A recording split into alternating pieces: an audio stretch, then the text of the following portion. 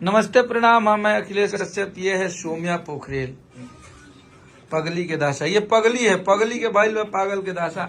अभी सौम्या आई है हमारे अन्नपूर्णा फिल्म में। प्रणाम दोस्तों इस वक्त की भोजपुरी इंडस्ट्री की बड़ी खबर दोस्तों। भोजपुरी इंडस्ट्री में कुछ दिनों से दोस्तों विवाद चल रहा है दोस्तों। तो दोस्तों अभी मगैया जवान और खेसारी लाल पर ज्यादा विवाद उठ रहा है दोस्तों।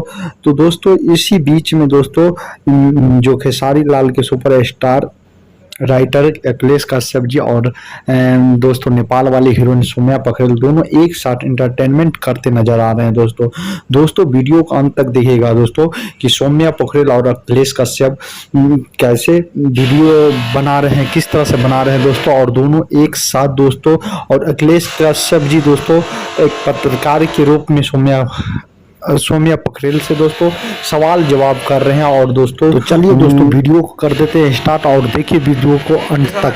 काम करके ये गाना तुम्हारा सुपर डुपर हिट हो गया। अखिलेश कश्यप तुम्हारे लिए न्यूज वाला बना है, समझो बात को।